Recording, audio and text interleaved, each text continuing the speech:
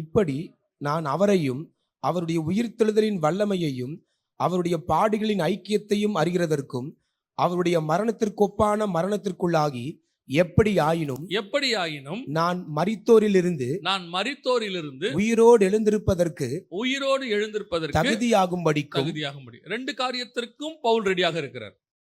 ஒன்று, கிறிஸ்து வரும்பொழுது உயிரோடு இருந்து மறுரூபமாவதற்கும் அவர் ரெடியாக இருக்கிறார். அவர் சொல்றாரு, உயிரோடு இருக்கிற நாமும் எடுத்துக்கொள்ளப்படுவோம், அதற்கும் அவர் ரெடியா இருக்கிறார்.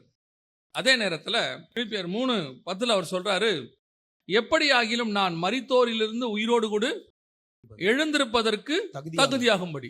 அப்போ மரித்தாலும் நான் அந்த உயிரோடு, அந்த கிறிஸ்துவுக்குள் மரித்தவர்கள் முதலாவது எழுந்திருப்பார்கள்னு சொல்ற அந்த விஷயத்துக்கும் நான் தகுதியா இருக்கணும். ரெண்டுத்துக்கும் ரெடியா இருக்கிறேன். அதாவது அவர் என்ன சொல்றாருன்னா, நம்ம சாதாரணமாக சொல்றோம்ல, வருகை முந்துமானால் மரணம் முந்துமானால் அப்படிங்கிறோம்ல. வருகை முந்துனா அந்த வருகைக்கு நான் ரெடியா இருக்கிறேன். ஒருவேளை எனக்கு மரணம் முந்துனா அந்த மரணத்திலிருந்து நான் உயிரோடு எழும்பதற்கு ரெடியா இருக்கிறேன். இதுதான் பவுலுடையதான ஆவிக்குரிய நிலைப்பாடு. பொதுவாக நாம் இந்த ரெண்டு நிலைப்பாட்டிலுமே இல்லை. இன்னைக்கு மரித்தால் நாம் உயிரோடு கூட அந்த இயேசு எழுந்திருக்கும் பொழுது, அதாவது பரிசுத்தவான்கள் எழுந்திருக்கும் போது நானும் எழுந்திருப்பேனா அப்படிங்கிறதான நிச்சயம் நமக்கு இருக்குதா அப்படின்னு ஒன்று பார்க்கணும். இன்னொன்று, இன்னைக்கு இயேசு வருவாரானால் அந்த பரிசுத்தவான்கள் மறுரூபமாகும் போது நான் மறுரூபமாவேனா? ஏன்னா நம்ம டெஸ்டினேஷனே அதான். நம்ம எதற்காக பிடிக்கப்பட்டவனோ அதுக்கு தான். இயேசு வரும்போது அவரோடு கூட போவதற்கு, அல்லது மரித்தால் உயிரோடு கூட எழுந்திருப்பதற்கு. இந்த ரெண்டுத்திற்கும் நான் தகுதியாக இருக்கும்படி அப்படின்னு அவர் எழுதுறார். ரெண்டுத்துக்கும் மர்மம் இருக்கு. மரித்தாலும் நீங்கள் உயிரோடு எழுந்திருக்கும் போது பழைய சரீரத்தோடு கூட எழுந்திருக்க போகிறதில்லை. அப்படி உயிரோடு இருந்து வருகையில போனாலும் நீங்கள் அதே சரீரத்தோடு கூட போக போகிறதில்லை. ஏன்னா வேதம் தெளிவாக சொல்லுது, ரத்தமும் மாம்சமும் பரலோக ராஜ்யத்தில் பிரவேசிக்காது. அப்ப கண்டிப்பாக நீங்கள் நானும் மறுரூபம் ஆவோம், கன்ஃபார்மா மறுரூபம் ஆவோம். இதுதான் நமக்கு நியமிக்கப்பட்டது. இந்த சரீரம் இங்கே இருக்கிறது எதுவுமே அங்கே போகாது. இது உங்களுக்கு தெரியும். இந்த சத்தியமெல்லாம் நம் சபைக்கு நன்றாகவே தெரியும். ஒரு சிலர் இப்பொழுது சொல்லுகிறபடி பரலோகத்தில் போய் நான் அவரை பார்த்தேன் இவரை பார்த்தேன், எவரையும் நீங்கள் பார்க்க முடியாது. புதிய ஏற்பாட்டில் அப்படி ஒரு சம்பவமே கிடையாது. பழைய ஏற்பாட்டில் இருந்துச்சு. பழைய ஏற்பாட்டு பரிசுத்தவான்களை பார்க்க முடிஞ்சு, அதுவும் இயேசுவின் மரணம் வரைக்கும். இயேசுவின் மரணத்திற்கு பிறகு அது நடக்கலை. ஏன்னா இயேசுவின் மரணம் வரைக்கும் அந்த தேவ சாயல் மீட்கப்படவில்லை. அதனால அவங்க சாயல்ல இருந்தாங்க. ஆனால் இயேசுவின் மரணத்திற்கு பிறகு தேவ சாயல் மீட்கப்பட்டு விட்டது, குமாரனின் சாயல் கொடுக்கப்பட்டு விட்டது. இப்போ நாம் எல்லோரும் 1 யோவான் 3:1-2 நாம் அவருக்கு ஒப்பாக இருப்போம். அப்ப அந்த மறுரூபம் அவரை போல மாற வேண்டும் என்பதுதான் நம்முடையதான முடிவு. உங்களுடைய என்னுடைய ஃபோக்கஸ் அதை ஃபேஸ் பண்ணி தான் இருக்கணும். ஆனா இப்போ அந்த வசனத்தை அவர் சொல்லும் போது என்ன சொல்றாரு? ஆரம்பிக்கும் போது ரோமர் 12:2 ஆரம்பிங்க பாப்போம், வாசிங்க. நீங்கள் இந்த பிரபஞ்சத்திற்கு ஒத்த வேஷம் தெரியாமல். அப்ப நீங்க மறுரூபமாகிறதுக்கான முதல் தடை என்ன அப்படின்னு கேட்டீங்கன்னா, பிரபஞ்சத்துக்கு ஒத்த வேஷம். அதாவது எனக்கு ஒரு வேஷம் இருக்கு. நான் இப்படி சொல்றேன் உங்களுக்கு ஈஸியா புரியறதுக்கு. எனக்கு ஒரு வேஷம் இருக்கு, அதாவது நான் வேற மாதிரி மாற போறேன். இப்ப நம்ம வேஷம் எதை சொல்லுவோம்னா, இப்ப இருக்கிற மாதிரி இல்லாம வேற ஒன்ன போட்டுக்கிறதுக்கு பேர் தான் வேஷம். இப்ப நான் பரலோகத்துல மறுரூபமாகி வேற மாதிரி இருக்க போறேன். அதுதான் எனக்கு நிரந்தரம், எட்டர்னல். அதுக்காகத்தான் நான் இங்க வந்திருக்கேன், சபைக்கே வந்திருக்கேன், இயேசுவை அறிஞ்சிருக்கிறேன், எல்லாமே பண்றேன், அதான் முடிவு. ஆனால் அப்படி நான் அடைவதற்கு எனக்கு முதலாவது தடை எது அப்படின்னு கேட்டா, இந்த பூமியில எனக்கு ஒரு வேஷம் இருக்கு, எனக்கு இங்கே ஒரு ரூபம் இருக்கு. இந்த ரூபம் தான் அந்த ரூபத்தை நான் அடைவதற்கான முதல் தடை. இதுதான் எனக்கு ஃபர்ஸ்ட் தடைய. இதை நான் முதல்ல என்ன செய்யணும்? களைய வேண்டி இருக்கிறது. அதாவது எனக்குள்ள இப்ப நான் பார்க்கக்கூடியதான இப்ப இந்த தடை அப்படின்னு சொல்லும் பொழுது நாம என்ன நினைக்கிறோம்? பொதுவா எதை நினைக்கிறோம்? தடை அப்படின்னா பாவம், கண்களின் இச்சை, ஜீவனத்தின் பெருமை, மாம்சத்தின் இச்சை, இதெல்லாம் நாம ஒரு தடையா நினைக்கிறோம். இதெல்லாம் ஒரு தடை தான், நான் இல்லைன்னு சொல்லல. ஆனால் இதையும் தாண்டி ஒரு பெரிய தடை இருக்குது.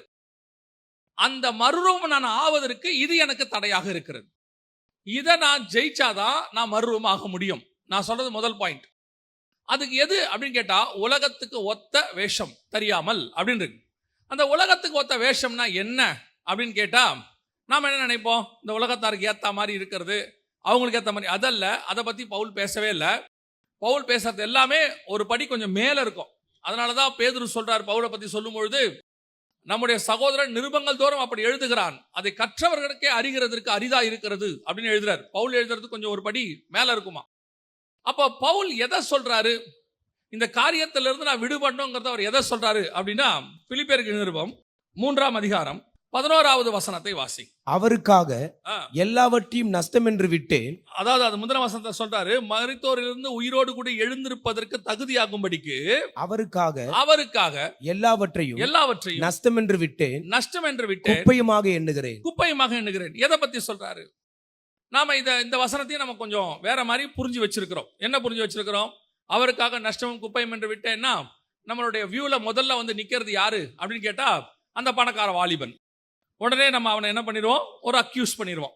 பாருங்க, அவர் பணத்தை விட்டு வரமாட்டாரு, ஆனா பவுல் எல்லாவற்றையும் நஷ்டம். நாம அப்படிதான் நினைச்சுக்கோம். ஆரம்பத்துல இருந்து அந்த வசனத்தை நம்ம மேலோட்டமா படிக்கும் போது அப்படிதான் தெரியுது. எல்லாவற்றையும் நஷ்டமும் குப்பையும் என்று விட்டேன் அப்படின்னா, பவுல் வந்து இவ்வளவு 1000 விட்டிருக்கிறாரு. உண்மை, நிறைய பணம் விட்டிருக்கிறாரு. அதாவது காரியங்கள் விட்டுட்டு வந்திருக்கிறாரு, சிலுவை சுமந்திருக்கிறாரு. அவர் சொல்றாரு, கிறிஸ்துவோடு கூட சிலுவையில் அறையப்பட்டேன்ங்கிறாரு. அதெல்லாம் உண்மைதான். ஆனா இந்த இடத்துல பர்டிகுலரா பவுல் எதை பத்தி பேசுறாரு? எல்லாவற்றையும் நஷ்டம் என்று, லாபமான அனைத்தையும் அவர் சொல்றாரு, அவருக்காக எல்லாவற்றையும் நஷ்டம் என்று விட்டேன், குப்பையும் என்று எண்ணுகிறேன். எது அப்படின்னு கேட்டீங்கன்னா, அதே 3ஆம் அதிகாரத்தில் 7வது வசனத்தை வாசிங்க. ஆகிலும் எனக்கு லாபமாய் இருந்தவைகள் எவைகளோ அவைகளை கிறிஸ்துவுக்காக நஷ்டம் என்று எண்ணினேன். இப்ப அவர் எதை பத்தி பேசுறாருன்னு பார்க்கணும். இதைத்தான் அவர் சொல்றாரு, நஷ்டம் என்று குப்பையும் என்று விட்டேன் அப்படின்னு.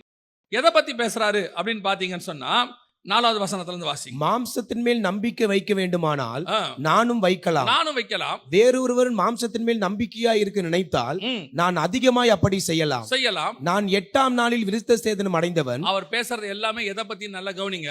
8ஆம் நாளில் விருத்த சேதனம் அடைந்தவன், இஸ்ரவேல் வம்சத்தான், பென்யமின் கோத்திரத்தான், எபிரேயரில் பிறந்த எபிரேயன், நியாயப்பிரமாணத்தின்படி பரிசேயன். இதெல்லாமே இஸ்ரவேல்ல யூதர்கள் மத்தியில ஊழியம் பண்றதுக்கு, நல்லா கவனிங்க, ஊழியம் பண்றதுக்கு அது லாபம்.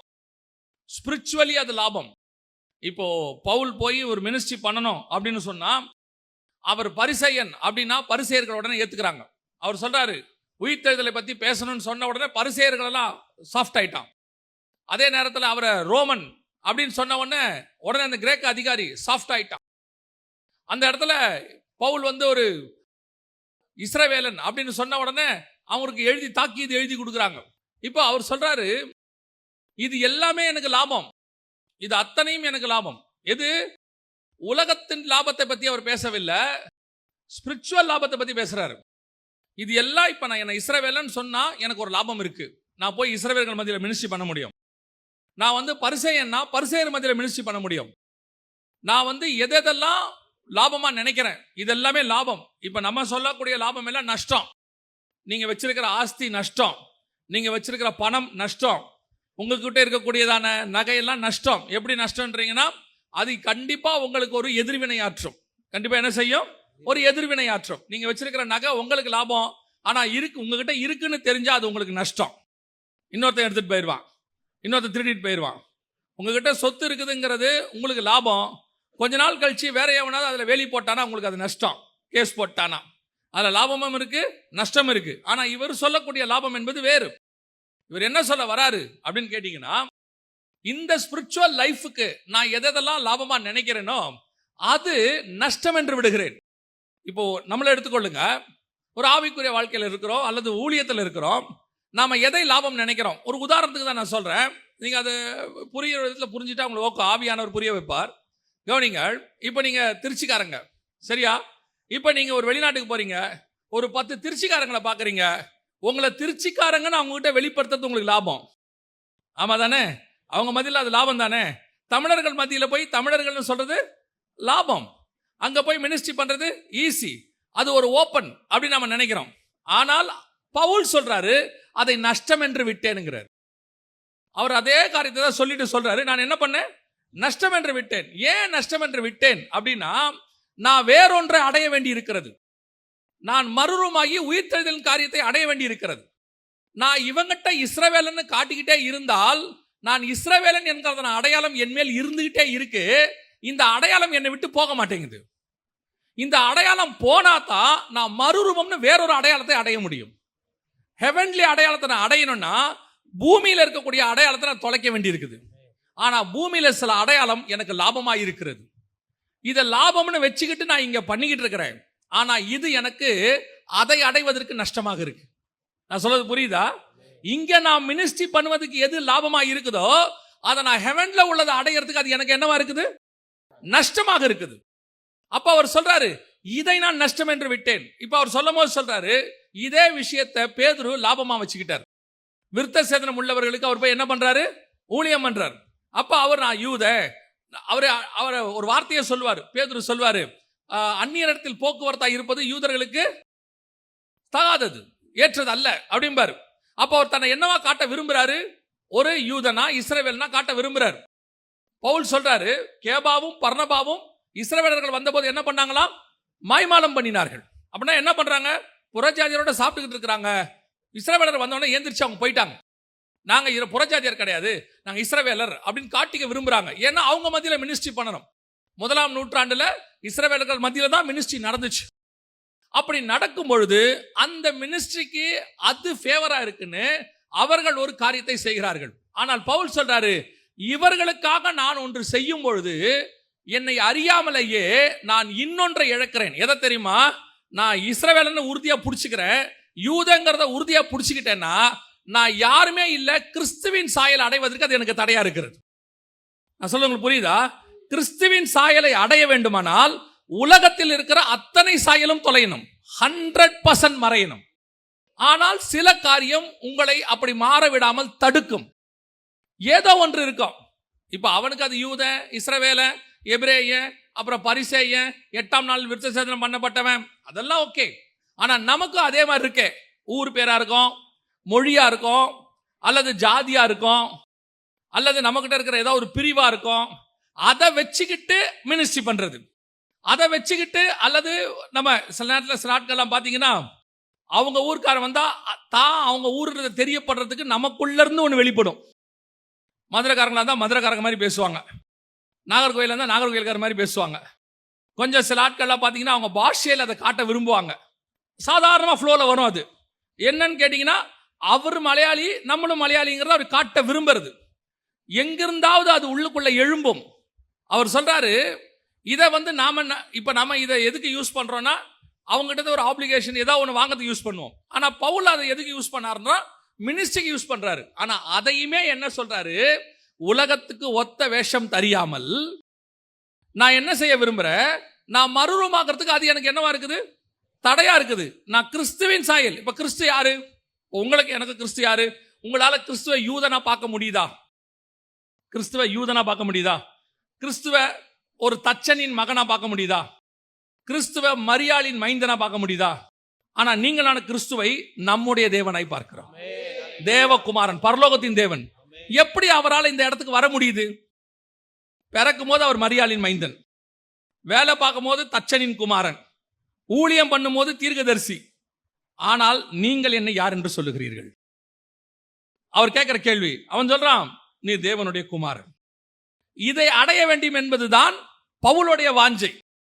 கிறிஸ்துவின் சாயலுக்கு ஒப்பாக, ரோமர் 8:29. அதை அடைவதற்கு எனக்கு இது தடையா இருக்கு. எது தடையா இருக்குது? இப்ப பாருங்க, மரியாளின் மைந்தன் சொல்றவங்க நம்ம என்ன சொல்றோம்? இன்னும் பூரணமா கிறிஸ்துவுக்குள்ள வரல. யூதர்கள் என்ன சொல்றாங்க? ஜூயிஷ் கார்பெண்டர் அப்படிம்பான் இயேசுவ. அவன் இயேசுவை என்னவா பார்க்கறான்? ஒரு யூத தச்சனா பார்க்கறான்.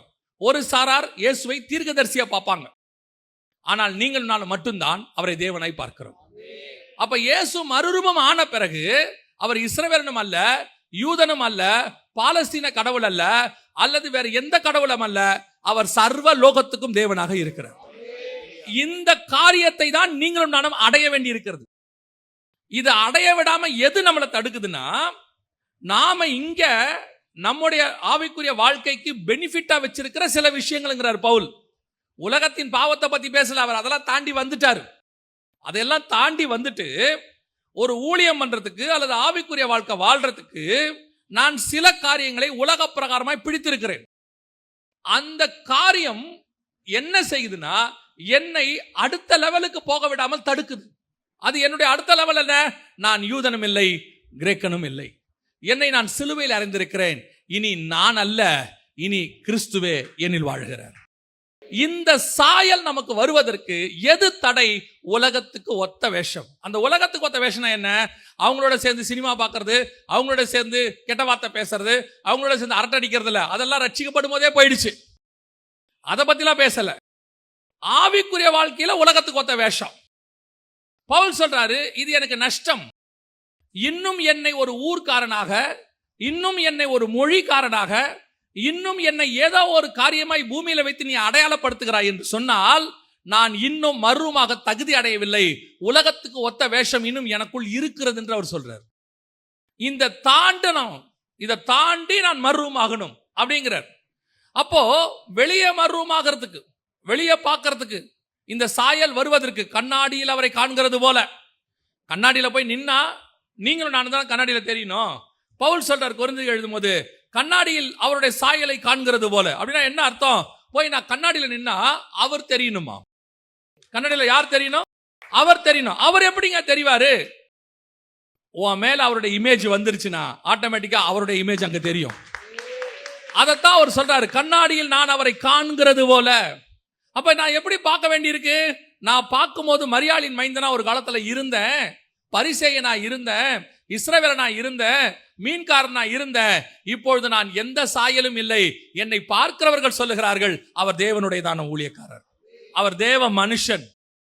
நான் சொல்றேன், நல்ல டீச்சர், நல்ல ப்ராஃபட், நல்ல பாஸ்டர் என்பது கூட சரி கிடையாது.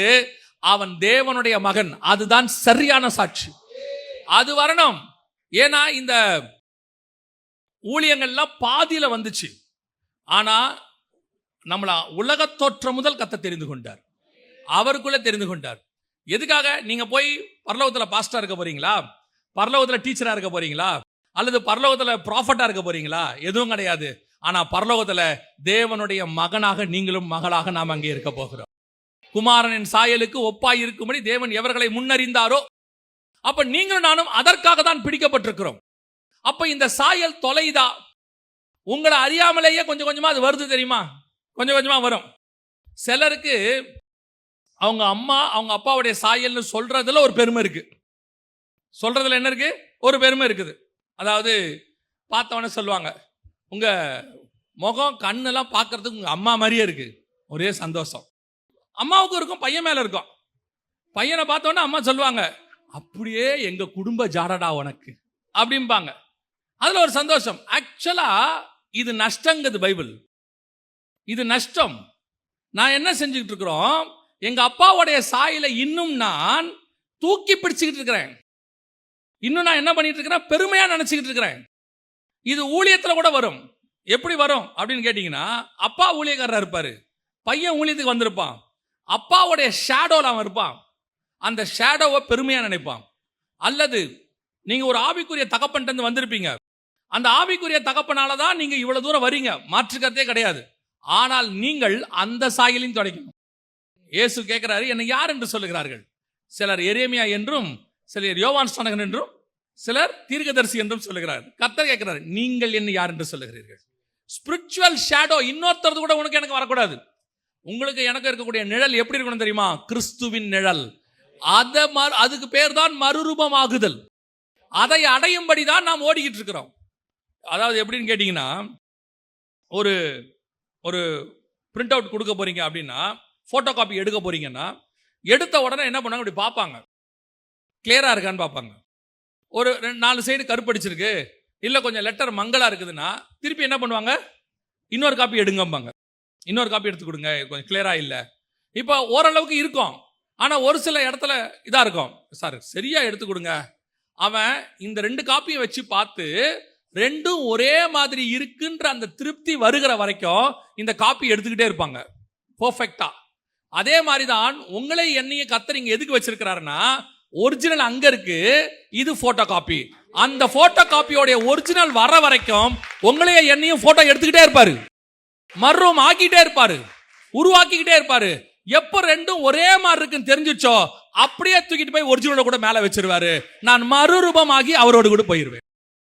அப்ப இந்த ஒரிஜினல் ஆகிறதுக்கு நான் என்ன பண்ணணும்? என்னை விட்டு கொடுக்கணும். அதுக்குதான் அவர் சொல்றாரு, உலகத்துக்கு ஒத்த வேஷம் தெரியாமல் எப்படியாகிலும் உயிர்த்தெழுதலின் சாயலை அடையும்படிக்கு. நான் இந்த தாட்லயே இல்ல.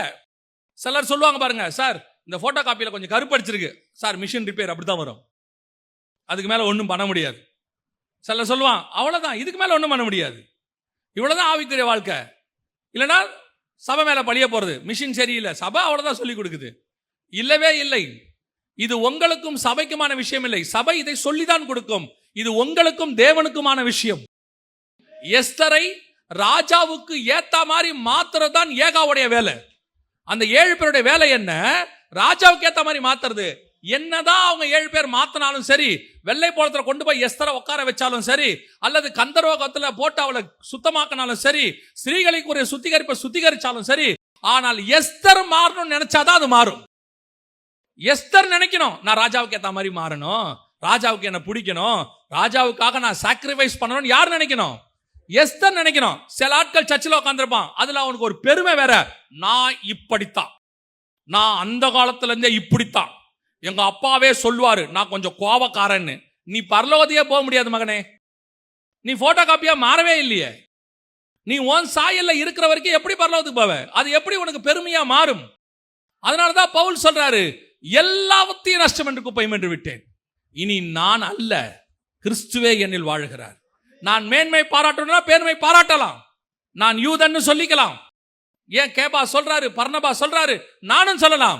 ஆனால் அல்ல, நான் கிறிஸ்து என்று மேன்மை பாராட்ட விரும்புகிறேன், கிறிஸ்துவின் சாயல் என்பதை மேன்மை பாராட்ட விரும்புகிறேன். இதுக்காகத்தான் நீங்களும் நானும் சபையில ஓடிக்கிட்டு இருக்கிறோம், உருள்றோம், பெறல்றோம்.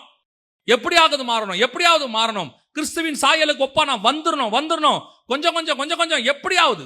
என்ன எனக்குள்ள இன்னும் குறை இருக்குது, எது தடையா இருக்குது, எந்தெந்த காரியங்கள்ல இன்னும் எனக்கு உலகத்துக்கு ஒத்த வேஷம் இருக்கு, தட்டி தூக்குன்னு சொல்லிட்டே இருக்கணும். அந்த வாஞ்சை முதல்ல உங்களுக்கு வரணும். அதான் சொன்னேன், எஸ்தருக்கு வரணும், ராஜகுமார்த்தி ஆகணுங்கிற ஆசை.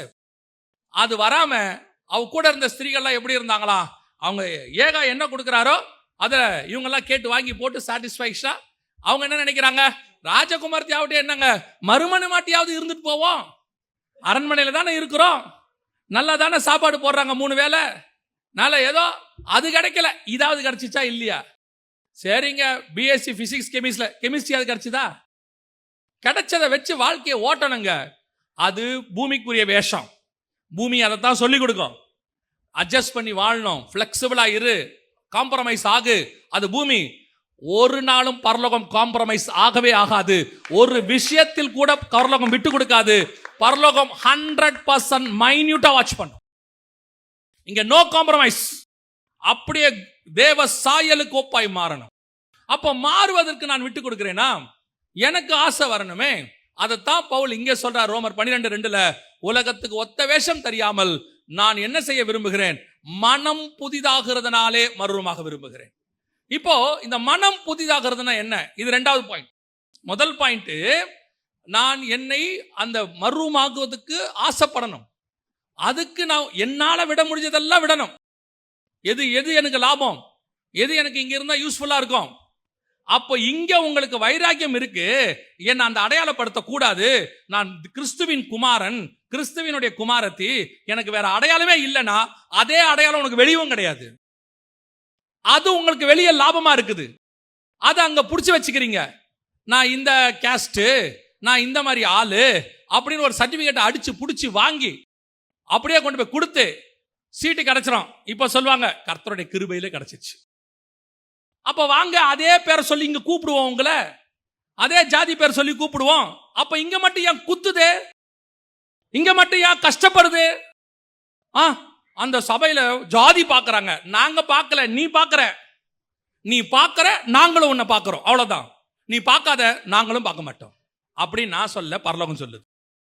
அவன் அளக்கிற அளவின்படி அவனுக்கு அளக்கப்படும். சில ஆட்கள் உட்கார்ந்துருக்கு உள்ள, ஆவிக்கு 10 வருஷம் 20 வருஷம் 25 வருஷம், அது மறுரூபமாகறதுக்கெல்லாம் ஆயத்தமே இல்லை, ரெடியே இல்லை. அவங்களை பொறுத்த வரைக்கும் சர்ச் என்பது வந்துட்டு போற இடம், செத்து போனா கல்றையில கொண்டு போய் புதைக்கிற ஒரு இடம். ஆனா உட்கார்ந்துகிட்டு ஊர் பெருமை, ஜாதி பெருமை, அந்த பணப்பெருமை, அது உள்ளுக்குள்ள உட்காந்துட்டு அந்த பிசாசு உட்காந்துருக்கும். அது மறுரூபம் ஆகாது. கவனிச்சுக்கோங்க, இதெல்லாம் நஷ்டம். இதை வச்சுக்கிட்டு ஓட்டிக்கிட்டு இருந்திய தொலைஞ்சிய, காணாம போக முடியாது, மறுரூபமாக முடியாது, எடுத்துக்கொள்ளப்பட முடியாது. அது உள்ள போகணும், எல்லாம் போகணும். ஆனா இது பேசிக்ன்றாரு. பவுல் சொல்றாரு இது பேசிக், இதெல்லாம் நஷ்டம் குப்பையும் விட்டேன்ட்டாரு. ஆனா அவர் எதிர்பார்க்கறது இதை விட இன்னொரு ஆவிக்குரிய ஸ்டாண்டர்ட். 12:2 சொல்ற ரோமர்ல, மனம் புதிதாகிறதுனாலே மறுரூபமாகுங்கள். இது வேற, மனம் புதிதாகணும். மனம் புதிதாகிறதுனா என்ன? அந்த வசனம் ஆரம்பிக்கும் போது எப்படி சொல்லுது, அதுக்கு அந்த வசனம் திருப்பி வாசிங்க. நீங்கள் இந்த பிரபஞ்சத்திற்கு ஒத்த வேஷம் தெரியாமல் தேவனுடைய நன்மையும் பிரியமும் பரிபூரணமுமான சித்தம் இன்னதென்று பகுத்தறியத்தக்கதாக உங்கள் மனம் புதிதாகிறதுனாலே மறுரூபமாகுங்கள். வசனம் என்ன சொல்லுது? தேவனுடைய பரிபூரண சித்தம் என்னன்னு தெரிஞ்சாதான் மனம் புதிதாகும். மனம் புதிதானதான் என்ன ஆகும்? மறுரூபமாகும். வெளியே விடுறது வேற, இது உள்ளுக்குள்ள. இது என்ன சொல்றாரு, நீ வெளியே மர்ரூம் ஆயிட்ட, சிலர்லாம் நீங்க வெளியே உங்க அடையாளத்தை மாத்திடுவீங்க ஈஸியா. ஒரு உதாரணத்துக்கு சொல்றேன். நான் இயேசுவை ஏற்றுக்கொள்றதுக்கு முன்னாடி, காலேஜ் ஃபர்ஸ்ட் இயர்ல தான் ஆண்டவர் ஏத்துக்கிட்டேன். இயேசுவை ஏற்றுக்கொள்றதுக்கு அந்த காலேஜுக்கு முன்னாடி வரைக்கும் வெளியே நிறைய அடையாளம் இருக்கும், நான் உலகத்தான் அப்படிங்கிறதுக்கு. இப்போ ஏற்றுக்கொண்ட உடனே சில அடையாளம் மாறிடும். உலக பிரகாரமா சொல்றேன், சில அடையாளங்கள் மாறிடும்.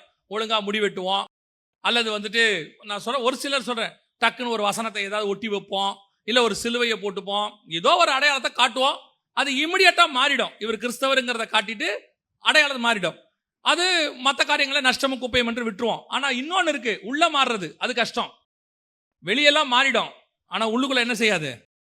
மாறவே மாறாது. இது மாறணும்னா என்ன பண்ணணும் அப்படின்னா, உங்கள் மனம் புதிதானாதான் அது மாறுங்கிறாரு. மறுரூபமாத்துல 2 பார்ட் இருக்குப்பா. ஒன்று வெளியே, இன்னொன்று உள்ள. இப்போ ஒரு வீட்டை கட்டிட்டீங்கன்னா, அதனால தான் ஆண்டவர் திருப்பி திருப்பி ஒரு வார்த்தை சொல்லிக்கிட்டே இருப்பார் எல்லா இடத்திலும். நல்லா கவனிச்சு பாருங்க. 6ஆம் அதிகாரம் ஆதியாகமத்தின் புஸ்தகத்தில் பேழையை கட்டும்போது கர்த்தர் சொல்ற வார்த்தை என்ன அப்படின்னா, உள்ளும் புறமும் கீழ்பூசி, 2 சைடும் பூசணும். உள்ளையும் பூசணும், வெளியும் பூசணும். அதே மாதிரி ஆசாரிப்பு கூடத்தில் சொல்லும்பொழுது, அந்த உடன்படிக்கை பற்றி சொல்லும்போது, உள்ளும் புறமும் பொன் தகட்டால் மூடு. அது மரம், ஆனா உள்ளும் புறமும் எப்படி இருக்கணும்? பொன் தகட்டால் மூடணும். அதே மாதிரி இயேசு கிறிஸ்து கிட்ட சொல்லும் பொழுது, யோவான் எழுதின சுவிசேஷத்துல, நானே வாசல், என் வழியாய் பிரவேசிக்கிறவன் உள்ளும் புறமும் மேய்ச்சல். அப்ப டபுள் சைடு இருக்கு, உள்ளையும் மாறணும், வெளியும் மாறணும். ஆனா நமக்கு வெளியே மாறுறது ஈஸி. ஒரே ஒரு விஷயத்துல நீங்க காட்டி கொடுத்தலாம் வெளியே மாறிட்டீங்க அப்படின்ட்டு. இப்போ ஒரு உதாரணத்துக்கு சொல்றேன். எல்லாரும் நிக்கிறாங்க, அல்லேலூயா நீங்கன்னா நீங்க விசுவாசின்னு தெரிஞ்சிடும், வேலை முடிஞ்சு. ஒரே வார்த்தையில் என்ன பண்ணிடலாம், நீங்க விசுவாசின்னு காட்டி கொடுத்துடலாம். ஆனா அந்த ஒரு அல்லேலூயாங்கிறது வெறும் விசுவாசிங்கிறத மட்டும்தான் காட்டி கொடுக்கும். நீங்க உள்ள மர்ரூம் ஆயிருக்கீங்களா இல்லையான்றது உள்ள காட்டி கொடுத்துரும். நான் சொல்றது புரியுதா? அப்போ உள்ள மாறினாதான் நம்ம கிட்ட அல்லேலூயான்னு சொல்லிடுவானா, நம்ம அந்த விசுவாசி நினைச்சிருவோமா, அல்லது அந்த பிரதர் அந்த சிஸ்டர் அப்படின்றோமா? ஆனா நம்ம எங்கேயாவது போகும்போது பாத்தீங்கன்னா, மார்க்கெட்ல எவங்கிட்டயாவது பயங்கரமா சண்டை போட்டுக்கிட்டு நிற்பாங்க. புரியுதா? அவன் சர்ச்சுக்கு உள்ள மாறிட்டான், சர்ச்சுக்கு வெளியே என்ன செய்யல, மாறல. நம்ம கிட்ட வெளியே அடையாளம் காட்டிட்டாங்க விசுவாசின்னு, ஆனா உள்ளுக்குள்ள அவங்க என்ன ஆகல, விசுவாசி ஆகல. அப்போ இது உள்ளையும் மாறணும் அப்படின்னா பவுல் சொல்றாரு, அதுக்கு ஒரு வழிதான் இருக்கு, மனம் புதிதாகிறதுனாலே மறுரூபமாகுங்கள்.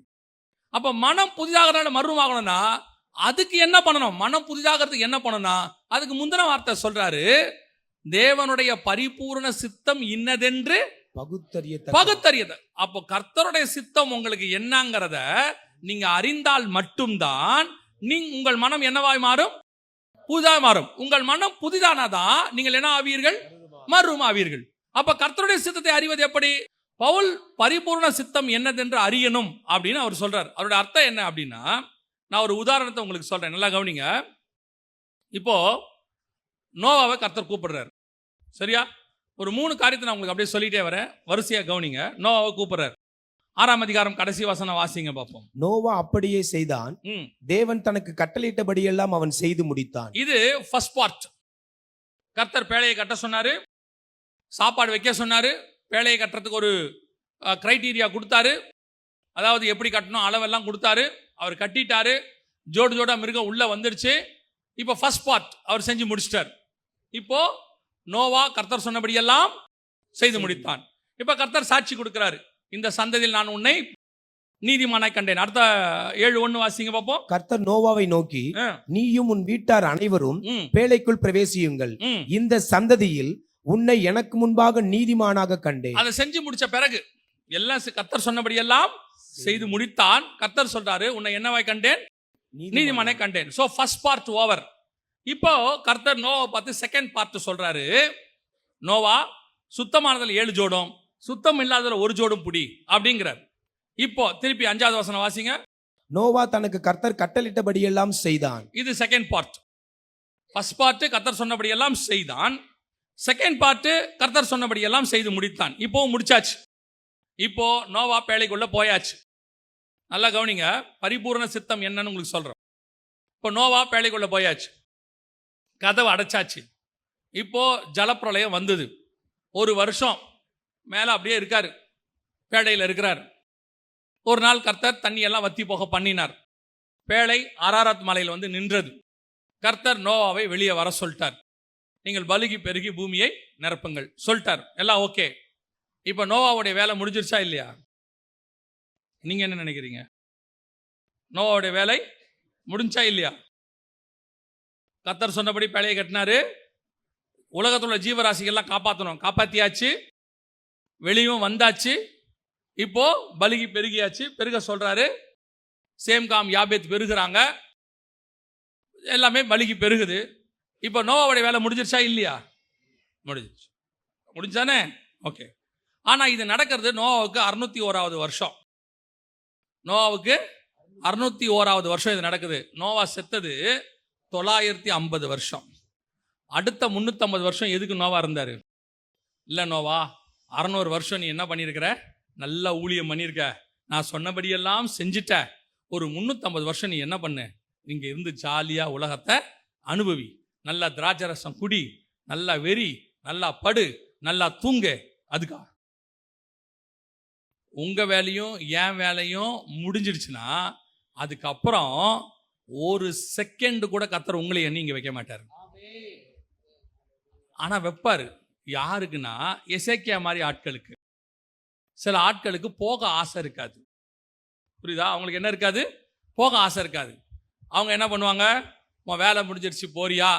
ஆண்டவரே, இந்த 2 பிள்ளைகளுடைய கல்யாணத்தை மட்டும் பார்த்துட்டேன்னா அதுக்கப்புறம் நான் நிம்மதியாக கண்ணை மூடுவேன். அப்படியா சொல்ற? சரி, நீ என் சித்தத்தெல்லாம் செஞ்சிருக்கிற, நீ ஆசைப்படுற, சரி 2 பொண்ணு இல்லை ஒரு பையன் ஒரு பொண்ணு கல்யாணத்தை முடி அப்படிம்பார். கல்யாணம் முடிஞ்சு அந்த மாலை வேளையில் ரிசப்ஷனில் கர்த்தர் கேட்குறாரு, கல்யாணம் முடிஞ்சிருச்சு போகலாமா? ஆண்டவரே, 2 பேர பிள்ளைகளை பார்த்துட்டா, நீங்கள் தான் சொன்னீங்க பிள்ளைகளின் பிள்ளைகளின் வாழ்வை. ஆண்டவருக்கே வசனம் பேசுவான். நிறைய பேர் ஆண்டவர்கிட்டே வசனம் பேசுகிறான். நீங்கள் தான் சொன்னீங்க பிள்ளைகளின் பிள்ளைகளின் வாழ்வை காண்பாய். இந்த பிள்ளைகளை மட்டும் பார்த்துட்டா என் கண்ணால் நான் அப்படியே வந்துடுவேன் ஆண்டவரே. அதுக்கப்புறம் இந்த உலகத்தில் எனக்கு ஒன்றுமே இல்லை. பொண்ணுக்கு கல்யாணம், குழந்தை பிறந்துச்சு, ஹாஸ்பிட்டலில் குழந்தை பிள்ளையை கையில் கொடுக்குறாங்க, உங்களுக்கு பேரன் பிறந்திருக்கான். அப்படி வாங்கின உடனே ஆண்டவர் கேட்குறாரு, போகலாமா? குழந்தைய பார்த்துட்டியா? போகலாமா? ஆண்டவரே, அவளே சின்ன பிள்ளை, அவளுக்கு ஒரு சின்ன பிள்ளை, இதை வளர்க்க வேண்டாமா? கொஞ்சம் இருந்து வளர்த்து விட்டுட்டேன்னா அதுக்கப்புறம் அந்த பிள்ளை அது வாழ்க்கையை பார்த்துக்கோ, நான் நிம்மதியாக கண்ணை மூடுவேன். ஆண்டவர் சொல்லார், நீ மூட போகிறதே கிடையாது. நீ கடைசி வரைக்கும் என்ன பண்ண மாட்ட? கண்ணை மூடவே மாட்ட. சில ஆட்களுக்கு இந்த பூமியை விட்டு வரதுக்கு என்ன இருக்காது? ஆசை இருக்காது. ஆனால் கர்த்தருடைய பிளான் உங்களை எல்லாம் பண்ணி முடிச்சுட்டு அப்படியே கூட்டிகிட்டு போய் சுற்றி காட்டி ஒரு 10 வருஷம் இந்த பசங்க ஊரில் சொல்லுவானுங்க தெரியுமா, அப்பா எங்கள் அப்பா என்னை நல்லா பார்த்துக்கிட்டாரு, அதனால எங்கள் அப்பாவை கடைசி காலத்தில் கொஞ்சம் ஊரெல்லாம் சுற்றி காட்டணும் ஆசைப்படுவான்ல. அந்த மாதிரி ஆசை உங்கள் மேலே என் மேலேயும் ஆண்டவருக்கெல்லாம் கிடையாது.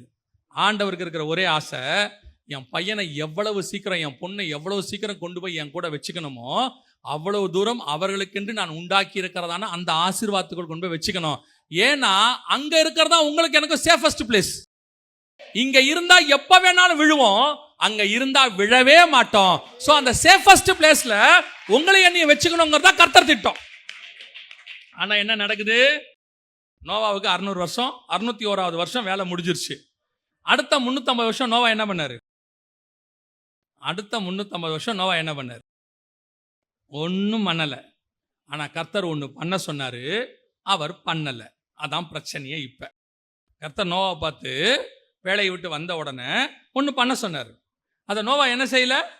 ஏன்னா நோவாவுக்கு தேவனுடைய பரிபூர்ண சித்தம் என்னதென்று அறியவில்லை. வாசிங்க ஆதியாகமத்தின் புஸ்தகம் 9ஆம் அதிகாரம் 1ஆம் வசனம் வாசிங்க. பின்பு தேவன் நோவாவையும் அவன் குமாரரையும் ஆசீர்வதித்து, நீங்கள் பலுகி பெருகி பூமியை நிரப்புங்கள். உங்களை பற்றிய பயமும் அச்சமும் பூமியில் உள்ள சகல மிருகங்களுக்கும் ஆகாயத்தில் உள்ள சகல பறவைகளுக்கும் உண்டாயிருக்கும். கர்த்தர் அவங்கள பார்த்து சொன்ன அந்த வார்த்தையை நல்லா கவனிங்க. அந்த 9:1 திருப்பி சொல்லுது. அந்த வசனம் என்ன சொல்லுது? கர்த்தர் நோவாவையும் அவன் குமாரரையும் ஆசீர்வதித்து நீங்கள் பலுகி பெருகி பூமியை நிரப்புங்கள். 3 பேரை சொல்லல, 4 பேரை சொன்னாரு. நோவாவையும் அவன் குமாரரையும் ஆசீர்வதித்து பலுகி பெருகி பூமியை நிரப்புங்கள். அப்படின்னா என்ன அர்த்தம்? 4 பேரும் பூமியை பலுகி பெருகி நிரப்பணும். ஆனா அதுக்கு அடுத்த அதிகாரத்தில் வாசித்து பாருங்க. நோவாவின் வம்ச வரலாறுல சேம், காம், யாபேத் என்பவர்கள் தான் பலுகி பெருகுவார்கள்.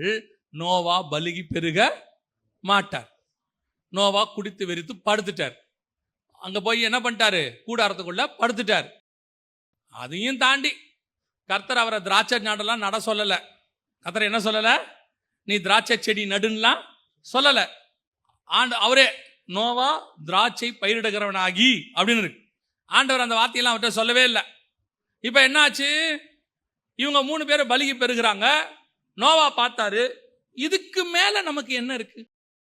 இதுக்கு மேல என்ன இருக்கு? நல்லபடியா ஊழியத்தை முடிச்சிட்டோம், வேலையை கட்டிட்டோம், ஒரு கூட்டத்தை காப்பாத்திட்டோம், சுத்தமானது 7 புடிச்சிட்டோம், பலி செலுத்திட்டோம், உடன்படிக்கையை வாங்கிட்டோம், ஆசீர்வாதம் பெற்றாச்சு. இனி என்ன பண்ணணும்? மல்லாக்கப்படுத்து தூங்கணும். உன்னை படுத்து தூங்கறதுக்காக 350 வருஷம் பூமியில வச்சேன். உன்னை வச்சதுக்கு ஒரு ரீசன் இருக்கணும்வா? உன்னை நான் பலிக்கு பெருக சொல்லி இருக்கிறேன். ஏன் பலிக்கு பெருகணும்? இப்போ உங்களை கொஸ்டின் கேட்டா கூட உங்களுக்கு என்ன தெரியுமா இப்போ தோணும்? எதுக்குங்க 600 வயசுல நோவா குழந்தை பெற்றுக்கணும்? அதான் ஏற்கனவே 3 இருக்குது. எதுக்கு 4வது? எதுக்கு இப்ப 4வது கொண்டு வரீங்க? 3 தானே? இல்லைங்க, கர்த்தருடையதான சித்தம் வேற ஒன்று இருக்கு. அதாவது கர்த்தர் புதிய எருசலேமை கட்டுறாரு, உருவாக்குறாரு. அதான் காட்ஸ் பிளான். 11ஆம் அதிகாரம் எபிரேயர்ல ஆபேல் முதல் கொண்டு அதுக்கு காத்திருந்தாங்கன்னு இருக்கு. இப்ப நல்லா கவனிச்சிங்கன்னா அந்த புதிய எருசலேமுக்கு 4 சைடு. புதிய எருசலேமுக்கு 4 சைடு. அந்த 4 சைடுக்கும் 4 சந்ததி. அந்த 4 சந்ததி வரணும். அந்த 4 சந்ததி வரணும்னா நோவாவும் அவன் குமாரரும் பலுகி பெருகணும். அந்த 4 சந்ததி தான் ஆபிரகாமுடைய வம்சத்தில் வந்த யாக்கோபுக்கு 4 பசங்க, முதல் 4 பசங்க. அத்தோட கர்த்தர் நிறுத்திடுவாரு. அதுக்கப்புறம் கர்த்தர் திட்டம் இருக்கவே இருக்காது. நல்லா கவனிச்சிங்கன்னா, நல்லா கவனிச்சு பாருங்க. லேயால் தான் கர்த்தருடைய திட்டம். லேயால ஆண்டவர் யாக்கோபிட்ட கொடுத்தாரு. இவரு லேயால் அது எப்படி நம்ம பார்த்தது ராகேல் தானே, அதை நீங்க அதையும் கொடுத்துருங்க ப்ளீஸ். நம்மள்ட்ட ஆண்டவர் நல்லது தான் கொண்டு வந்து கொடுப்பாரு. அவன் கண்ணுக்கு கொஞ்சம் சரியா இருக்காது பார்க்கறதுக்கு. அவன் சொல்லிடுவான், இது கொஞ்சம் செக்க செவியர்னு இருக்கு அப்படிம்பான், மூக்கு முழியுமா இருக்கு அப்படிம்பான். அப்புறமா தான் தெரியும் அது தூக்கி போட்டு மிதிக்கும். ஆண்டவர் பார்த்தாரு, டே ஏன் பிளான் வேற. அவரு இவனை யூஸ் பண்ண முடியல யாக்கோப. ஏன்னா யாக்கோபு ராகேல் மேலேயே இருக்கிறாரு. அவர் இப்ப என்ன பண்றாரு? லாபானை யூஸ் பண்ணிட்டாரு. சரி வா லாபான், தந்திரம் உள்ளதா இருக்கிறாரு. அந்த தந்திரத்தை அவர் யூஸ் பண்றாரு. என்ன பண்ற போன லாபான்? முதல் பொண்ணை கொடுத்துருன்ட்டாரு. இந்த பையன் காலைல ஏஞ்சி பார்த்தா பக்கத்துல வேற அம்மா இருக்கு. லேயால பார்த்துட்டான், டென்ஷன் ஆயிட்டான். இவன் என்ன நினைக்கணும்? ஏன் ஆண்டவர் எனக்கு லேயால கொடுத்தார்? எனக்கு ரொம்ப ஆச்சரியம். ஒவ்வொரு பரிசுத்தவனுடைய வாயிலிருந்து புறப்படுற ஒவ்வொரு வார்த்தையும் ரொம்ப இம்பார்ட்டன்ட்.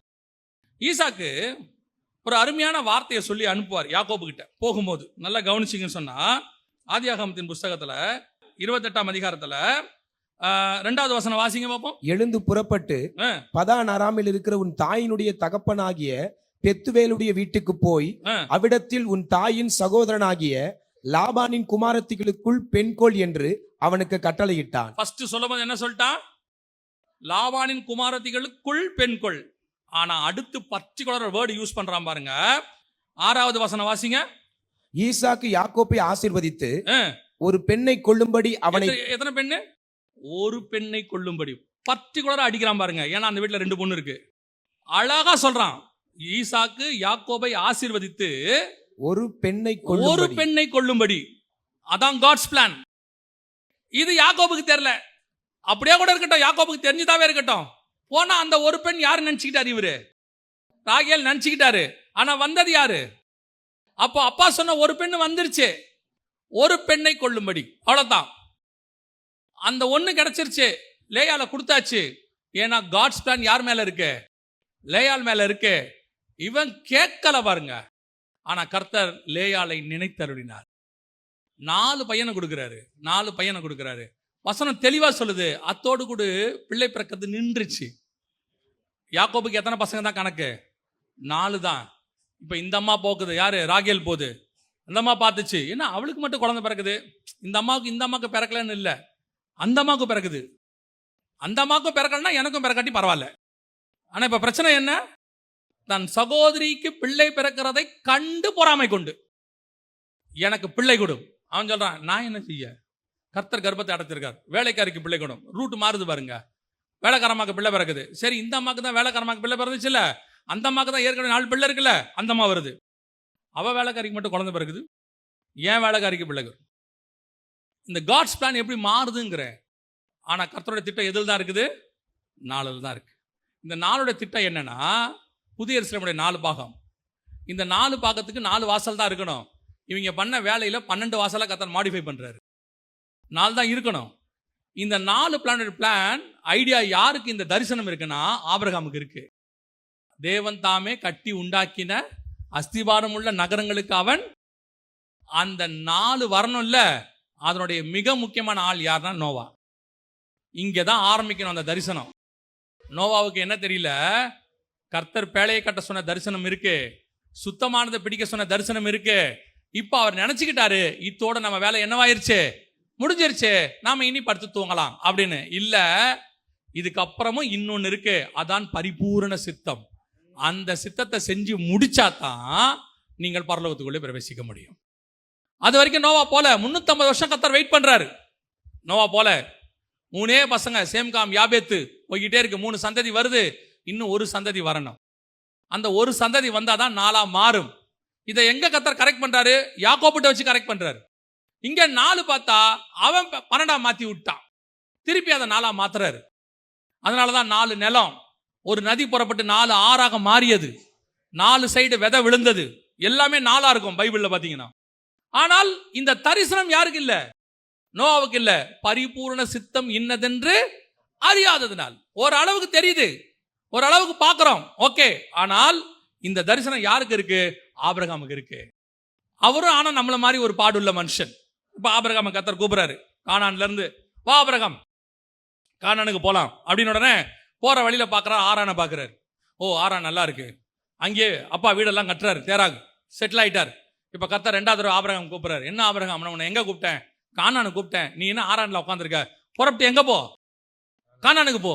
இப்ப கானானுக்கு வந்துட்டாரு. இப்ப பார்த்தாரு, கானானுடையதான தரிசனம் ஆபிரகாமுக்கு இல்லை. எதுக்கு கர்த்தர் கானானுக்கு வர சொன்னாரு தெரியல. கானானுக்கு போன்றாரு, வந்துட்டேன். எதுக்கு ஆண்டவரை கானானுக்கு வர சொன்னீங்க தெரியல. இப்ப பார்த்தாரு, பஞ்சம் வந்துச்சு, புறப்பட்டு எகிப்துக்கு போயிட்டாரு. போயிருக்க கூடாது. இப்ப வாசிங்க எபிரேயர் 11 9 10 11 வாசிங்க. விசுவாசத்தினாலே அவன் வாக்குத்தத்தம் பண்ணப்பட்ட தேசத்திலே பரதேசியை போல சஞ்சரித்து அந்த வாக்குத்தத்தத்திற்கு உடன் சுதந்திரராகிய ஈசாக்கோடும் யாக்கோப்போடும் கூடாரங்களிலே குடியிருந்தான். ஏனெனில் தேவன் தாமே கட்டி உண்டாக்கின அஸ்திபாரங்கள் உள்ள நகரத்துக்கு அவன் காத்திருந்தான். இந்த விஷன் வர வரைக்கும், இது கர்த்தருடைய பரிபூர்ண சித்தம் என்னதென்று தெரிகிற வரைக்கும் ஆபிரகாம் என்ன பண்ணிக்கிட்டு இருந்தாரு? கானானுக்கு வந்துட்டாரு, கீழ்ப்படிஞ்சிட்டாரு. ஆனா பிள்ளைய கேட்டுக்கிட்டு இருக்காரு, லேண்ட் கேட்டுக்கிட்டு இருக்காரு, எப்ப கிடைக்கும் கேட்டுக்கிட்டு இருக்காரு. அவருடைய வியூ முழுக்க மத்தவங்கள மாதிரியா இருக்கு. ஆனா அவர் எங்க இருக்கிறாரு? கானானுக்குள்ள இருக்கிறாரு. ஆனா எது தெரியல? ஃபியூச்சர் பிளான், கர்த்தர் அவர் மேல வச்ச ஆவிக்குரிய திட்டம் அவருக்கு தெரியல. இந்த திட்டம் எப்ப தெரிய வந்துச்சோ அந்த நிமிஷத்துல அவன் சொல்றாரு, இவை எல்லாவற்றையும் அந்நியரும் பரதேசிகளும் என்று அறிந்து விட்டு, ஏனெனில் தேவன் தாமே கட்டி உண்டாக்கின. அப்போ அந்த பரிபூர்ண சித்தம் என்னதென்று உங்களுக்கு தெரிஞ்சா மட்டும்தான் இப்ப நீங்க பிடிச்சு வச்சிட்டு இருக்க லாபமான அனைத்து ஒண்ணு இருக்குல்ல, இதை எல்லாத்தையும் நீங்க விடவே முடியும். அப்பதான் உங்க மனம் புதிதா மாறும். அது வரைக்கும் ஆபிரகாம் எப்படி இருக்கு? பையனுடைய பையன், அவனை பார்க்கணும், இவனை பார்க்கணும், லேண்டை சுதந்திரிக்கணும், பையனுக்கு எல்லாத்தையும் சேர்த்து வைக்கணும், மற்றவங்களை அமுச்சு விட்டுறணும், பையனுக்கு பிரச்சனை இருக்கக்கூடாது, இப்பயே உயில் எழுதிடணும், என் பையனுக்கு மட்டும் சொல்லி இந்த தாட் ஓடிட்டு இருக்கு அவருக்கு. ஆனா எப்போ அவருக்கு அந்த ஹெவன்லி விஷன் ஓபன் ஆகுதோ, இப்ப அவர் அதை நோக்கி பார்க்க தொடங்கிட்டாரு. அவருடைய வியூ அதை நோக்கி பார்த்த உடனே மனம் புதிதாயிருச்சு. மனம் என்னவாயிருச்சு? புதிதாயிருச்சு. இப்ப அவருக்கு பழசான தாட் இல்ல, பூமிக்குரிய தாட் இல்ல. இதைத்தான் பவுல் சொல்றாரு, மனம் புதிதாகிறதுனால பழசையெல்லாம் நஷ்டமும் குப்பையும் என்று விட்டேன், மனம் புதிதாகிறதுனாலே நான் மறுரூபமாகிறேன். அப்ப மறுரூபமாகிறதுக்கு உங்க மனம் புதிதாகணும். மனம் புதிதாகணும்னா கர்த்தர் உங்களுக்கு என்ன வச்சிருக்கிறாருன்னு உங்களுக்கு தெரியணும். அந்த ஹெவன்லி பிளான் உங்களுக்கு தெரிஞ்சா மட்டும்தான் இதை உங்களால விடவே முடியும். உங்களுக்கு ஒரு தாட் இருக்கு தெரியுமா? இந்த மாதிரி செய்தியெல்லாம் கேட்ட உடனே ஒரு ஆவிக்குரிய தாட் ஒன்று வரும், உடனே வரும். என்ன வரும் தெரியுமா? இனிமேட்டு கர்த்தருக்காக வைராக்கியமா நிக்கணும், நாமளும் அப்படி இந்த மாதிரி ஒரு ஆவிக்குரிய வாழ்க்கை வாழணும் அப்படின்னு. 3 நாள் தான் வைரல் ஃபீவர். அது 3 நாள். திருப்பி 4வது நாள் இந்த பிள்ளைக்கு ஒரு கல்யாணத்தை முடிச்சிட்டோம்னா, அப்புறம் இந்த மாதிரி ஒரு செய்தி கேட்கும் போது முடிச்ச உடனே சொல்லுவாங்க, இது மாதிரி தாயா நானும் வாழணும்னு நினைக்கிறேன், என்னால முடியல. ஏன் முடியலன்னா, நீங்க உங்க மாம்சத்துல முயற்சி செஞ்சுக்கிட்டு இருக்கிறீங்க, நான் செய்யணும். Very simple.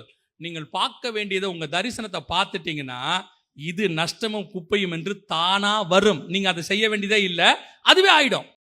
இப்ப நீங்க எப்ப இயேசுவை ஏற்றுக்கொண்டீங்களோ அப்பவே உங்களுக்கு அதை மேல ஒரு வெறுப்பு வந்துச்சுல, அந்த வெறுப்பு வரணும்னு நீங்க விடல, நீங்க இயேசுவை நேசிச்சீங்க, அது தானா வந்துச்சு இல்லையா? எந்த இடத்திலும் அதை வெறுக்க சொல்லி யாரும் உங்களுக்கு சொல்லி கொடுக்கவே இல்லை.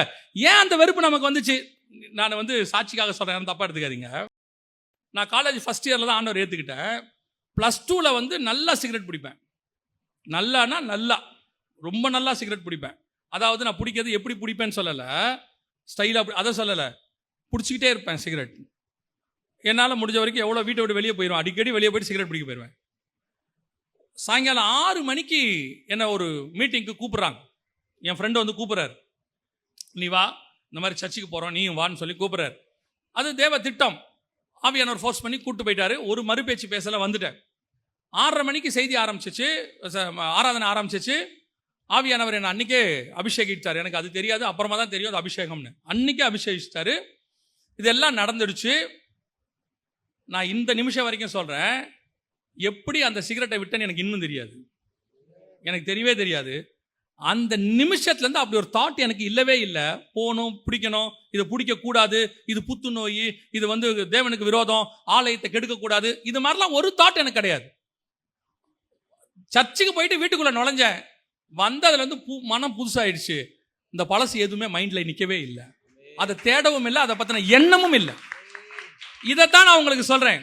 நீங்கள் இதை விடணும் போராடிக்கிட்டு இருந்தீங்கன்னா, பிசாசுடைய பெரிய தந்திரத்திலே ஒன்று என்னன்னு கேட்டீங்கன்னா, உங்களை இதோட போராட வைக்கிறது.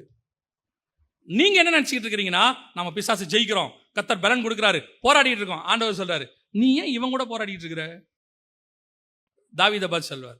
அவங்க அண்ணன் சொல்லுவான், நீ இங்க என்ன வந்த, ஆட்டை எங்க விட்டுட்டு வந்த? அவங்க கேட்பான். தாவீது ரொம்ப கேஷுவலா அப்படி தட்டி விட்டு போவாரு. நான் இங்கே வந்ததுக்கு ஒரு முகாந்திரம் இல்லையோ, போயிட்டே இருப்பான். அடுத்து சவுல் வருவார். ஏன்பா நீ சின்ன பையனா இருக்க, நீ என்னப்பா இவங்ககிட்ட சண்டை போறன்ற? அவன் சிறு வயது முதல் யுத்த வீரன், அதெல்லாம் பார்த்துக்கலாம், விட்டுருங்கன்னு போயிடுவான். சரி எங்க போற? இந்த கூழாங்கல் எடுத்துட்டு வந்துடுறேன்பா. என்னடா கூழாங்கல் எடுத்துட்டு வர? தாவீதுக்கு ஒன்று நல்லா தெரியும், என்னுடைய யுத்தம் எலியாபோடு கூட இல்லை, என்னுடைய யுத்தம் சவுலோடு கூட இல்லை, என்னுடைய யுத்தம் கோலியாத்தோடு கூட. பிசாசுடைய வேலை என்ன? நீ கோலியாத்திட்ட போகாம பார்த்துக்கிறது தான் பிசாசுடைய வேலை. நீ கோலியாத்துக்கிட்ட போயிட்டீங்கன்னா ராஜாவை மாறிடுவேன். போற வரைக்கும் உன்னை எப்படி எப்படிலாம் தடுக்கணுமோ அப்படி தடுப்பான். அந்த வேலையை தான் இப்போ பிசாசு செஞ்சுக்கிட்டு இருக்கிறான். உங்களுக்கு இப்போ என்ன சொல்லிக்கிட்டு இருக்கிறான்? உங்களை இங்கேயே போராட வச்சுக்கிட்டு இருக்கிறான், இங்கேயே சண்டை போட்டுக்கிட்டு இருக்கான். இந்த பரிபூர்ண சித்தம் என்னன்றது தெரியவே விடமாட்டேங்கிறான், உட்காந்து கேட்க விடமாட்டான். எதனால பவுலால் இப்படி ஜெயிக்க முடிஞ்சிச்சுன்னா, அவருக்கு ஒன்று மட்டும் நல்லா தெரிஞ்சிருச்சு. அவருக்கு பிரச்சனை இல்லையா, பசியோ பஞ்சமோ நிர்வாணமோ நாசமோசமோ பட்டயமோ எல்லாம் இருந்துச்சு. பட்டணந்தோறும் அடிக்கப்பட்டார், வெளியே போய் பிரசங்கம் பண்ணா அடிக்கிறான், உள்ள தூக்கி போட்டு அடிக்கிறான். எல்லா பட்டணங்கள் தோறும் அடிக்கப்பட்டார்கள், ஒவ்வொரு பட்டணத்திலையும் அடிக்கிறான். பிரச்சனை இல்லாம இருந்துச்சா? அடின்னு சும்மா சொல்லாதீங்க. நீங்க யோசிச்சு பாருங்க.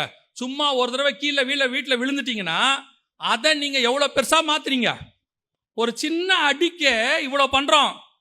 அவனை தொழு மரத்துல கட்டி கைய காலை கட்டி அடிச்சு நொறுக்கிட்டு செத்துட்டான்னு நினைச்சிட்டாங்களாமா. ஒரு இடத்துல, ஒரு பட்டணத்துல அவன் என்ன ஆயிட்டானா, வசனம் சொல்லுது, அவன் எழுந்திருச்சு போய் பிரசங்கம் பண்ணினான். ஒரு சின்ன அடிபட்ட உடனே நம்ம இப்படி பண்றோமே, அவன் பட்டம் தோற அடிக்கப்பட்டுட்டு, ஆனா அவனுக்கு ஒன்னே ஒண்ணுதான் இருக்கு. இது எதையுமே அவன் பெருசா நினைக்கல. எனக்கு ஒண்ணு வச்சாரு இல்ல, அதோட கம்பேர் பண்ணா இதெல்லாம் ஒண்ணுமே இல்ல. அவன் மனம் புதிதாகிட்டே இருக்குது. அதை பார்க்கணும், அதை அடையணும். இந்த எண்ணம் உங்களுக்கும் எனக்கும் வருமானால் நீங்களும் நானும் மறுரூபமாக ரெடி ஆயிட்டோம்னு அர்த்தம். we are eligible for transformation. இந்த ரெண்டு காரியத்தை நீங்கள் கண்டிப்பாக செய்ய வேண்டும். ஒன்று, உலகத்துக்கு ஒத்த வேஷம் தெரியாதபடிக்கு. இன்னொன்று, நீங்கள் என்ன செய்யணுமா, மனம் புதிதாகிறதுனால. இந்த ரெண்டையும் நீங்க தான் செய்ய முடியும். அது உங்க பார்ட். இதுக்கு ஆவியானவர் வேணா உதவி செய்வார், ஆனா நீங்க தான் செய்யணும். சில ஆட்கள் எந்த உதவியும் எந்த வேலையும் செய்யாம கையிட்டு ஒரு காரியத்தை செய்யாம ஆண்டவர் ஒண்ணுமே செய்ய மாட்டார். நீங்க ஒரு படி வச்சாதான் அவர் ரெண்டாவது படி வைப்பார். நீங்க கையை நீட்டினாதான் அவர் கையை பிடிச்சி தூக்குவார். நீங்க கையை நீட்டாம நீங்களே என்ன தூக்குங்கன்னா கஷ்டம். ஆண்டவர் சொல்றாரு, ஒன்னு உலகத்துக்கு ஒத்த வேஷம் தரிக்க கூடாது, ரெண்டு மனம் புதிதாகிறதுனால. இதை நீங்க அடைஞ்சிங்கன்னா ஒருவேளை மரணம் முந்துமோ வருகை முந்துமோ, எப்படி முந்தினாலும் உங்களுக்குள்ள ஒரு நிச்சயம் இருக்கும். நான் மரணத்துக்கு அடைவேனானால் அந்த மரணத்திலிருந்து நிச்சயமாய் உயிர்த்தெழுவேன். ஒருவேளை வருகை முந்துமானால் நான் மறுரூபமாகி அவரோடு கூட இருப்பேன். அப்போ பவுலுக்கு ஒரே ஒரு எண்ணம் மட்டும் இருந்துச்சு, I am not a failure student. நான் சக்சஸ்ன்ற முடிவுக்கு வந்துட்டேன். இப்போ அந்த இடத்துல நிற்கிறேன். அது எதுவாக இருந்தாலும் நான் ரெடின்ற இடத்துக்கு வந்துட்டான். இதுதான் சபை வர வேண்டியதான ஆவிக்குரிய பிளேஸ். வேற எதுக்குமே சபை கிடையாது. சபை வேற எதுக்கும் கிடையாது. இந்த இடத்துக்கு நீங்க வாங்க, மிச்சம் எல்லாம் தானா நடக்கும்.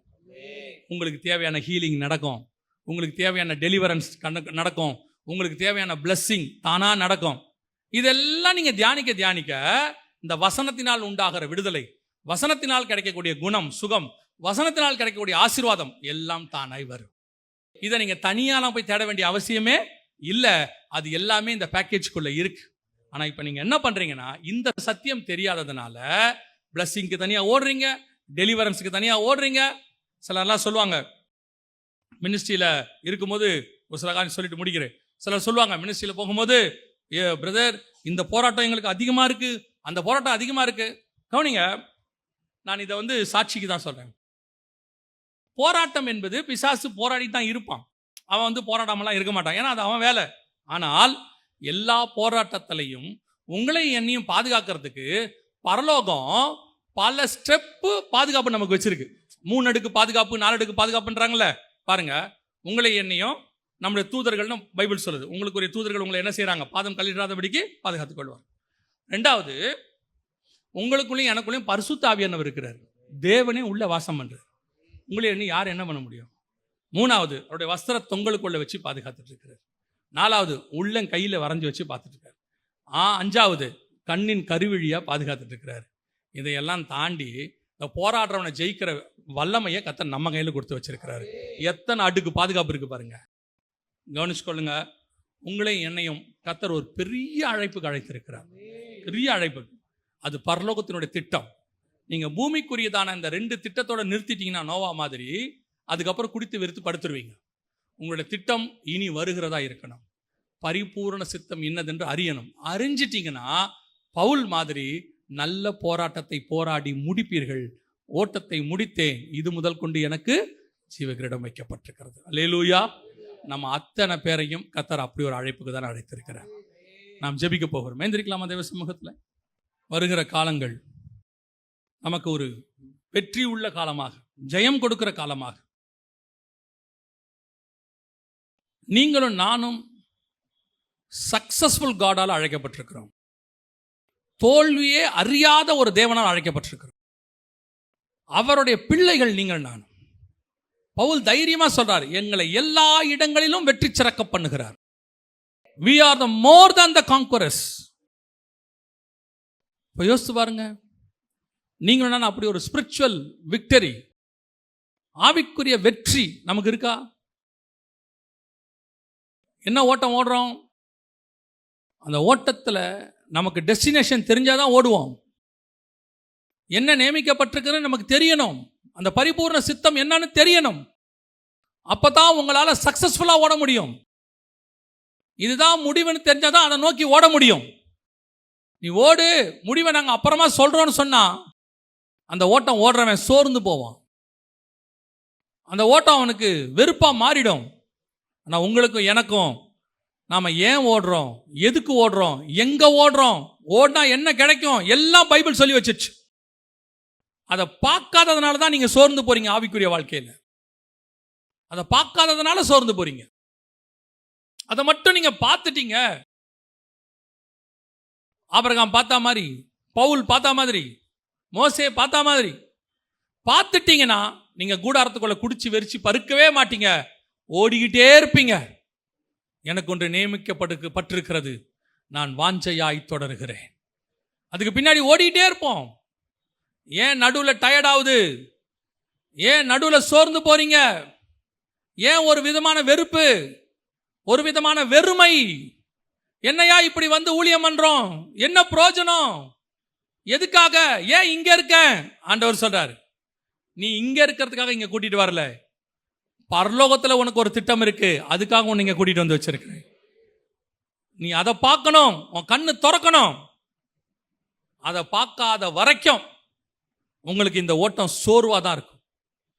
இஸ்ரவேல் ஜனங்களுக்கு கானானை பத்தின மேன்மை தெரியாததுனால அவங்களுக்கு வனாந்தரத்தில் நடக்கிறது மனசோர்வை உண்டாக்குச்சு. ஆனா யோசுவாவுக்கும் காலேபுக்கும் அது உண்டாக்கல. காரணம், அவங்களுக்கு கானானை பத்தினதான அந்த தரிசனம் இருக்கு. அதை பார்த்துட்டு வந்துட்டாங்க. அது மேல அவங்களுக்கு ஒரு வாஞ்சை வந்துடுச்சு. அதனால அவங்களுக்கு வனாந்தரத்தில் நடக்கிறது பெருசா தெரியல. ஒப்பு கொடுப்போமா? ஒரே ஒரு ஜெபம் நம்ம பண்ண போறோம். உண்மையா நீங்க பண்ணீங்கன்னா அடுத்து இயேசு வர்ற வரைக்கும் அல்லது மரணம் முந்துற வரைக்கும் உங்களுக்கு ஆவிக்குரிய வாழ்க்கையில தொய்வே வராது. நீங்க சோர்ந்தே போக மாட்டீங்க. ஒரே ஜெபம்தான். ஆண்டவரே, எனக்கு நியமிக்கப்பட்டதை நான் பார்க்க என் ஆவிக்குரிய கண்களை திறந்தருளும். எனக்கு என்ன வச்சிருக்கீங்கன்றதை நான் பார்க்கறதுக்கு என் ஆவிக்குரிய கண்களை திறந்தருளும். எலிசா சொல்றாரு, இந்த வேலைக்காரனுடைய கண்ணை திறங்காண்டவரே. அதை பார்த்துட்ட பிறகு சீரியர் பாளையம் அவனுக்கு பெருசா தெரியல, இஸ்ரவேல் பாளையம் பெருசா தெரியல. அவர்களோடு இருப்பவரை பார்க்கலாம் நம்மோடு இருக்கிறவர்கள் அதிகம். அந்த ஸ்பிரிச்சுவல் விஷன் வரணும். ஆண்டவர் உங்களுக்கு எனக்கு நிச்சயமா ஒண்ணு வச்சிருக்கிறார். இல்லைன்னா அவர் சொல்லி இருப்பார். அவரே சொல்றாரு, என் பிதாவுக்கு அநேக வாசஸ்தலங்கள் உண்டு, இல்லாதிருந்தால் நான் உங்களுக்கு சொல்லி இருப்பேன். உங்களுக்கும் எனக்கும் ஆண்டவர் ஒன்று வச்சிருக்கிறார். அதை நம் கண்கள் பார்த்துடுச்சு. அதுக்கப்புறம் நமக்கு அது மேலே எந்த பயமும் இல்லை. இந்த பூமியை ஈஸியாக கிராஸ் பண்ணிடுவோம். ஒப்பு கொடுப்போமா? உண்மையிலே அப்படி ஒரு வாஞ்ச, அப்படி ஒரு விருப்பம், என் ஆவிக்குரிய ஓட்டத்தை நான் சந்தோஷமா ஓடணும், வாஞ்சையா ஓடணும். இனி ரிமைனிங் காலம் எதையுமே நான் சோர்வா ஓடக்கூடாது, சந்தோஷமா ஓடணும் அப்படின்னு நினைக்கிறவங்க எல்லாம் உங்க கரங்களை ஆண்டவருக்கு நேராக உயர்த்தி, ஆண்டவரே என் கண்களை திறந்தருளும், என் கண்கள் திறக்கப்படட்டும், எனக்கு நியமிக்கப்பட்டதை நான் பார்த்துடணும் ஆண்டவரே. ஒரு தடவை சொப்பனமோ தரிசனமோ நான் பார்த்துடணும் ஆண்டவரே. அதை நான் பார்த்துட்டேன்னா நான் வாஞ்சையா ஓடுவேன். ஒப்பு கொடுப்போமா? நல்ல தகப்பனே, சர்வ வல்லமையுள்ள எங்கள் ஆண்டவரே, இந்த காலை வேளைக்காய் உமக்கு ஸ்தோத்திரம். தேவனாகிய கர்த்தர் எங்களுக்கு நியமித்தவைகளை எங்கள் கண்கள் காண, எங்கள் காதுகள் கேட்க கிருபை பாராட்டும். மனுஷருக்கு அது வெளிப்படுத்தப்படவில்லை, எங்களுக்கோ ஆவியிலே அதை கர்த்தர் வெளிப்படுத்தினார். அந்த வெளிப்பாடு எங்களுக்கு கிடைக்க கிருபை பாராட்டும். எங்கள் ஓட்டம் ஜெயத்துடன் முடிய, அந்த நாடு சுதந்தரிக்க கர்த்தர் மேன்மை பாராட்டும். வழி நடத்துங்கப்பா. இந்த சத்தியம் ஒவ்வொருக்குள்ளும் ஸ்திரப்படுவதாக, ஒவ்வொருத்தருக்குள்ளும் பலப்படுவதாக. இந்த வார்த்தைகள் நீர் வருகிற வரைக்கும் பேசுவதாக பொறுப்பெடுத்துக் கொள்ளுங்கப்பா. எங்கள் ஆண்டவர் இயேசு கிறிஸ்துவின் நாமத்தில் பிதாவே.